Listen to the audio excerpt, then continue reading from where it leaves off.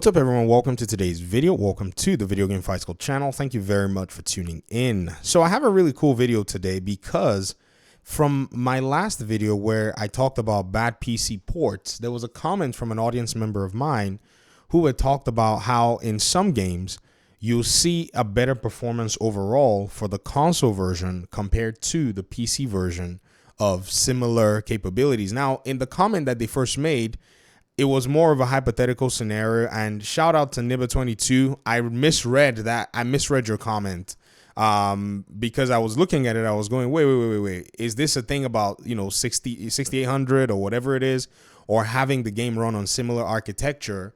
And that was where I went wrong on my response. So I made a response video to that, and he came and basically set the record straight because I'd asked him in that previous video to show me these games that are performing 25% better. I was looking for his comment in the cluster and I could not find it. So finally found his response, and then he pointed me to another video to make sure that I can basically for myself see what he's talking about in regard to this performance metrics, which I think is a very interesting conversation overall.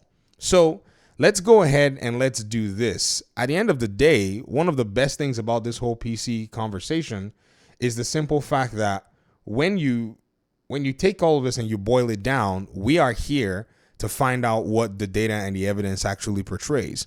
So one thing about God of War, which is the game that he pointed out, is God of War Ragnarok on PC has now gotten this, port, and everybody is like, everyone has been taking a look at it since the game actually launched. And in some scenarios, you're going to find out that the console version does have, at the end of the day, a kind of a better performance based on specific settings.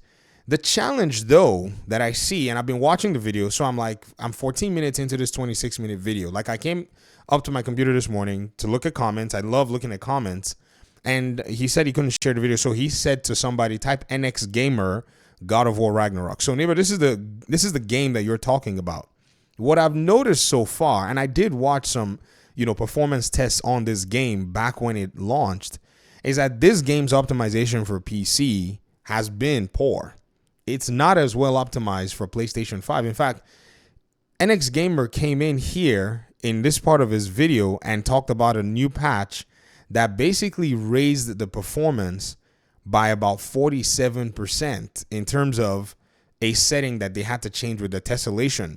Keep in mind, a lot of their challenges, if you notice, this video is 4 days old. One of their challenges, and I remember clearly, I was coming back from school and I was listening to Daniel Owen's God of War Ragnarok performance videos about 3 weeks ago. And he was addressing where people had said that the performance tanked later in the game on PC, because when you launch the game and you play the game, in its first openings and stuff, you'll realize that, the game was running very well, but later down the road, a few things went on. So Daniel actually did some testing where, he was, pointing out a few things in terms of the settings and was talking about it. And believe you me, right after that, the developers made a patch to address some issues that he had actually caught in terms of it not working. And even NX Gamer pointed out that things like tessellation, had a bug, and a few things on NVIDIA graphics cards, as well as in some cases AMD graphics card. So I think the conversation has always been on a game-by-game basis.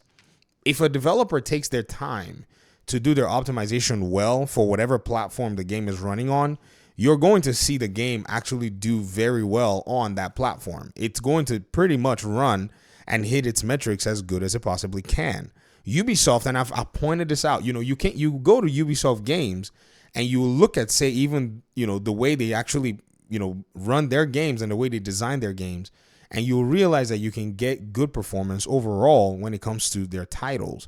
Now, I'm really interested in seeing more about this because, again, thankfully, it's the same company that ported God of War Ragnarok to PC that ported the God of War 2018 to PC, of which, if you go back to Digital Foundry's 30-minute review on the 2018 version, you'll realize that even with, the game running at what they considered similar, hardware, it was better on PC. So I think somewhere, somehow, their optimization here, or the game itself, right, on PlayStation, because these are two different games. However, they're made, using similar technologies. But I can say with a little bit of confidence that there seems to be, say, some optimization here on the Ragnarok for PC that still needs to be done, seeing as the developers are still patching the game, of which this game came out in a way better state than many other games, like, say, Black Myth Wukong and all came out in. Black Myth Wukong straight up was like, nah, you're going to use, some level of frame generation, or I say frame generation, some level of the upscaling technologies available. They don't even give you a lot in terms of native resolution and so on and so forth. Like, look at this. Patch 5 installed. This says DRV, and there's a recompilation that goes on here. So I guess maybe there is also some kernels of, truth to some of the things that you've pointed out too, which is the way that a console will basically compile some things because of the way it can access memory is also very important. So again, this also leans to the experience of the developers, because some developers can make it happen.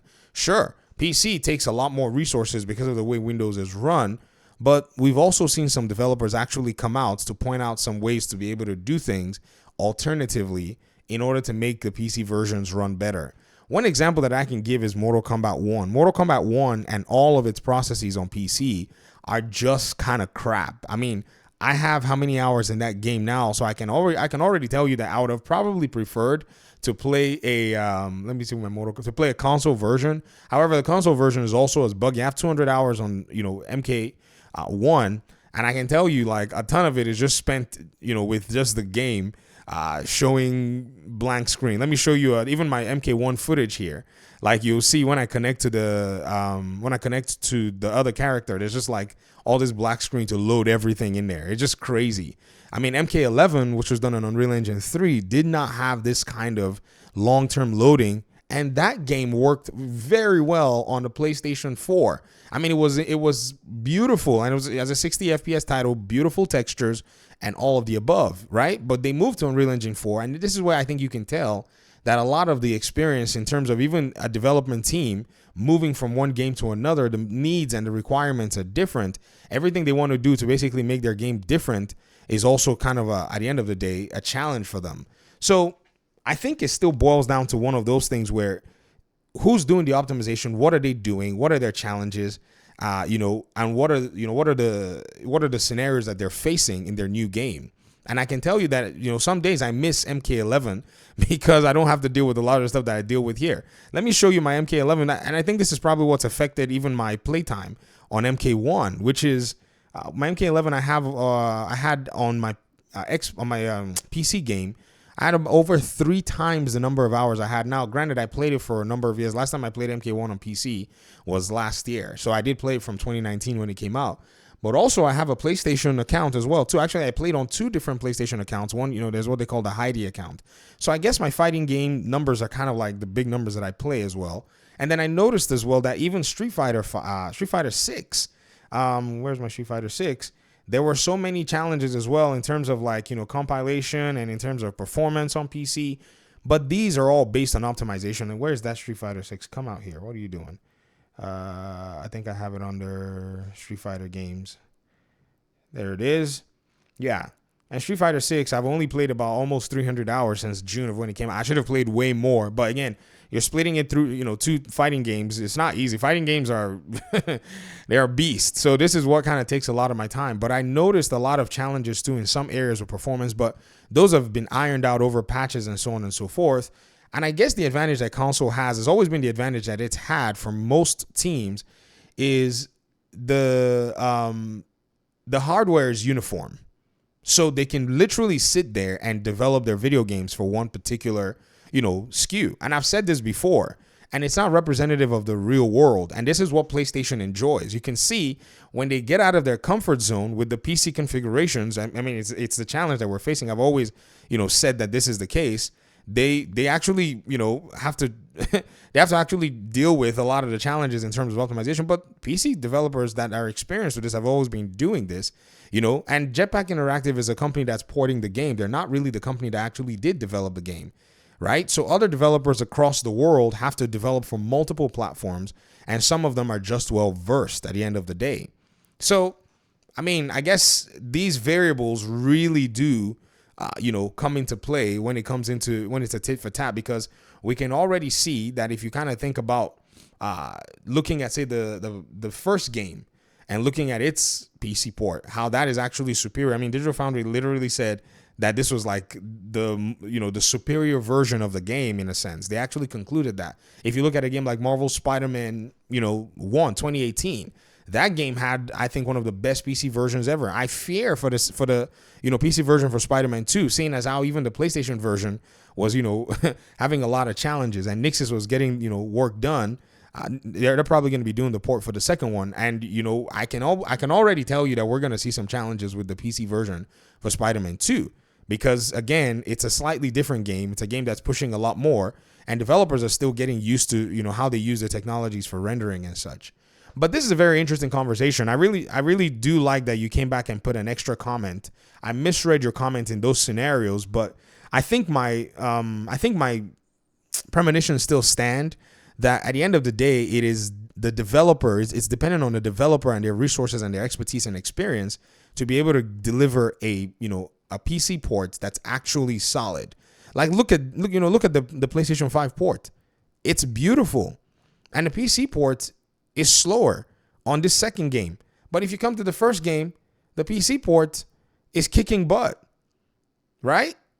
Look at it on an RTX. I mean, I just don't know how they can miss that, and how we can say and we can conclude, oh well, it usually does way better on console than PC. No, I think it's still down to the developers to be able to get the job done, because we can point at games with different scenarios from console to PC, and we can see the exact same thing. And I've noticed this in PlayStation games. Another video that I think comes to mind in terms of this discussion too is Iceberg's video. Iceberg, I don't know if you guys know Iceberg TV. He does console, PC, whatever, what was it, comparisons, and he does a really solid. No, not this one. This is a different Iceberg. This is This is Disc Golf. Iceberg. Let me just put CPU. I might be able to find this channel. There he is, Iceberg Tech. So Iceberg Tech is also another person who's done a lot of these testings with, PC / console comparable hardware, and you'll still see similar, challenges. But I've never, chalked those challenges up to, it's because, I mean, yes, they're challenges the way PC run, like you said. But again, I've seen some other games do things better, and so I have the mind that, especially within the same, ecosystems, yes, slightly different games, I'm of the mind that it's the developer's job to be able to make sure that their optimizations are on point. And PC players have actually been giving these developers, Jetpack Interactive, a lot of, tips along the way, like Daniel Owen's video and, some others that are being, made out here. And they're starting to see, okay, there are some deficiencies here and there. So interesting conversation. We need to see where this God of War PC port ends up, because that's one thing about PC. The ports, they start out somewhere and then they end up somewhere else, which, I think at the end of the day is very interesting. It's kind of like looking at Gotham Knights port when it first started, both on PlayStation and both on console and both on PC. It was a frame dropper like crazy. But then, the PC version has ended up where everything is working very fine. So again, optimization has always been the best, measure for it. I can even go back to some old generation games like PS3 games and stuff that do have some crazy optimization, like Middle-earth Shadow of Mordor.